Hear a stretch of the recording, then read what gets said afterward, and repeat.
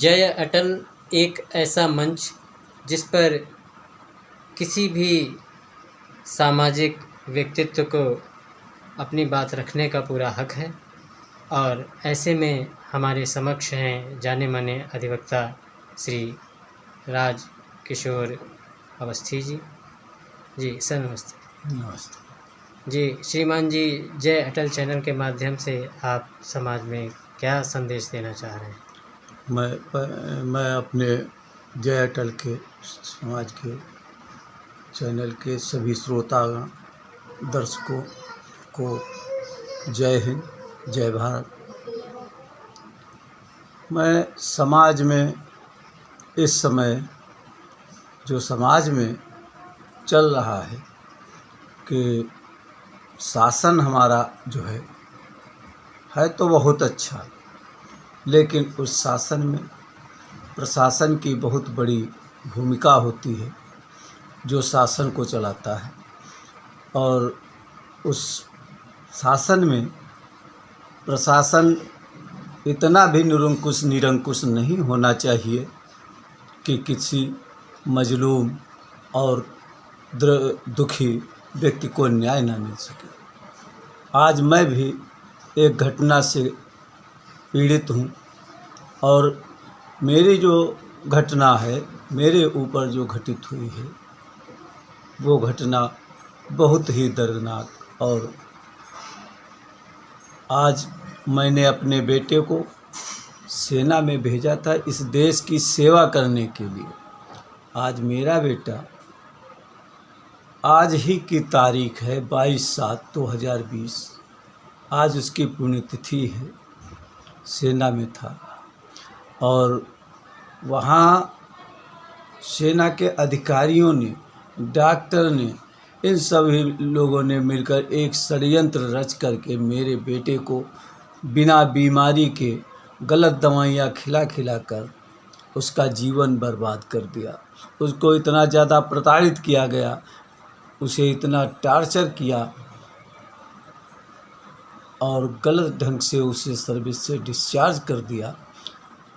जिनकी यातनाओं से, प्रताड़नाओं से तंग आकर के और दी गई गलत ड्रग्स की दवाओं से, मानसिक शारीरिक आघात से आहत होकर, और उसने इस देश की सेवा करने की जो कसम खाई थी, उसे इन अधिकारियों ने उसका जीवन बर्बाद कर दिया, जिससे वो आघात से आहत होकर अपनी ज़िंदगी समाप्त कर ली। जिसकी मैंने FIR लिखवाई, जो रिपोर्ट लिखी हुई है, पुलिस उन अधिकारियों की विवेचना करने में तो नाकाम साबित हुई। इसलिए शुरू से ही मैंने CBI की मांग की शासन से कि CBI से जांच कराई जाए, जिसमें पुलिस के द्वारा CBI की संस्तुति भी शासन को भेजी गई। और निरंतर मैं CBI की मांग करता रहा। उसमें जो विवेचक, मेरे केस में 9 विवेचक रहे और मेरे विवेचना में खिलवाड़ किया गया, न्याय की जगह पर मेरे साथ खिलवाड़ किया गया। इस तरीके से प्रशासन द्वारा न्याय न दे करके मेरे साथ अन्याय किया गया। जब वहाँ ड्यूटी करता था बटालियन में, वहाँ IG, DIG, DG, IG medical, ऐसा कोई नहीं बचा। गृह मंत्रालय तक मैंने शिकायत की, सभी इतना संवेदनहीन हो गए कि किसी ने मेरी फरियाद नहीं सुनी, किसी ने कोई संज्ञान नहीं लिया, जिसके चलते और भी उसके ऊपर अत्याचार पर अत्याचार होते रहे, जिस कारण मेरे बेटे ने अपनी जीवन लीला इन आरोपियों पर लिखी FIR, जिनके कारण अपनी जान गंवा दी। आज भी मैं न्याय के लिए ही भटक रहा हूँ। पुलिस अधीक्षक खीरी द्वारा CBI की संस्तुति शासन को भेजी जा चुकी है, शासन में लंबित है। ना ही कोई शासन में सुनने वाला है और ना ही कोई प्रशासन में। न शासन में न्याय मिल रहा, न प्रशासन में न्याय मिल रहा। तो जहाँ तक मेरा कहना है कि सरकार अपने प्रशासन को दुरुस्त करे, जिससे सरकार की छवि स्वच्छ रहे और जनता को न्याय मिल सके। जब एक परेशान व्यक्ति दर दर भटकता है, न्याय के लिए भटकता है और उसे न्याय नहीं मिलता है, उसके ऊपर अत्याचार पर अत्याचार किए जाते हैं, तो वो प्रशासन को दोषी कम मानता है, वो शासन को दोषी मानता है कि ये शासन ही हमारा निकम्मा नाकारा है, इसलिए मुझे न्याय नहीं मिल रहा है। जिससे एक व्यथित व्यक्ति अपनी व्यथा को एक उच्च अधिकारी से ही करता है और उच्च अधिकारी ऐसी एक मुहिम और रवैया अपनाते हैं कि जिससे आप व्यथित हैं उसकी आप शिकायत करते हैं, उसी से जांच कराई जाती है।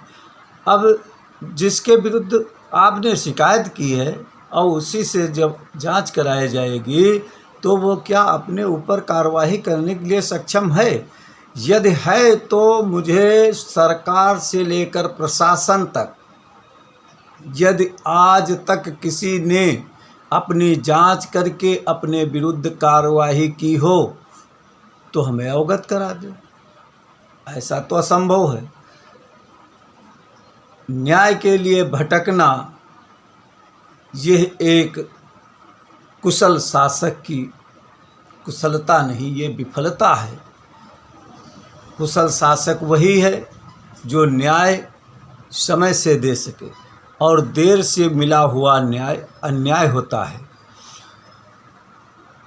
इस देश की, मेरे देश का कानून केवल का से वो चालू होता है और का से चालू होने के बाद वो कमज़ोरों पर अटक जाता है। कानून केवल कमज़ोर के लिए, जो समर्थवान है उसके लिए कोई कानून नहीं। आज मुझे 3 वर्ष हो गए। मैं जून 2019 से बटालियन में, जब मेरा बेटा ड्यूटी करता था वहाँ मैं भटकता रहा। कोई ऐसा अधिकारी बटालियन से लेकर केंद्र तक नहीं बचा जिसके पास मैंने अपनी फरियाद ना की हो। किसी ने नहीं सुना और अंत में मेरे बेटे की यह षड्यंत्र पूर्वक साजिशन हत्या की गई है, जिसका कोतवाली सदर लखीमपुर खीरी में मुकदमा पंजीकृत है, जिसकी विवेचना सीबीआई से कराए जाने की बार बार मैं मांग करता हूं। मैं कहता हूं आप सीबीआई से जांच कराइए। कोई दोषी नहीं है तो जांच कराने में किसी को कोई आपत्ति नहीं होना चाहिए। जब दोषी नहीं है तो किसी को सज़ा थोड़े मिल जाएगी। अगर हाँ किसी ने अपराध किया है तो वो सज़ा का हकदार है और उसके साथ सख्ती से शासन सख्ती से पेश आए और न्याय दिलाने में मेरा सहयोग करो आप सभी। क्योंकि एक सैनिक अपने देश की सुरक्षा के लिए, आप सभी के सुरक्षा के लिए, जान देने के लिए हर वक्त तत्पर बॉर्डर पर रहता है।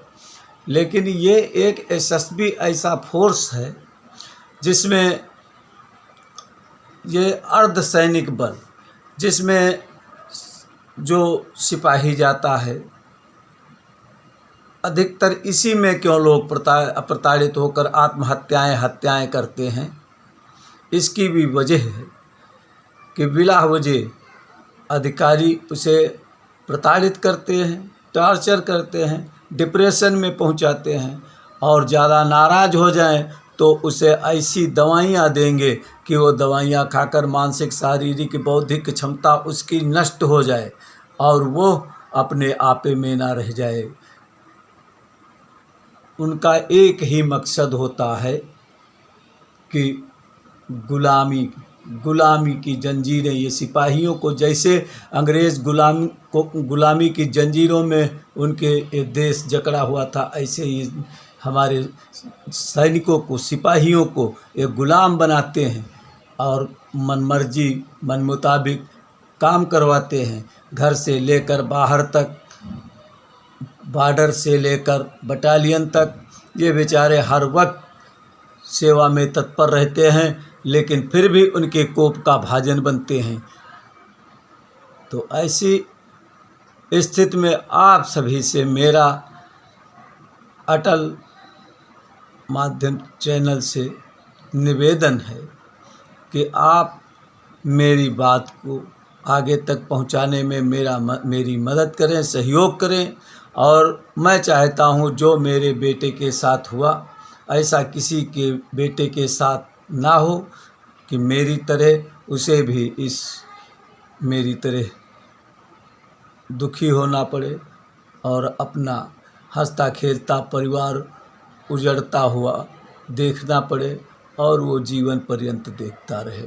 आप सभी मेरा सहयोग करें और मैं आपके माध्यम से शासन तक अपनी बात पहुंचाना चाहता हूं कि माननीय मुख्यमंत्री महोदय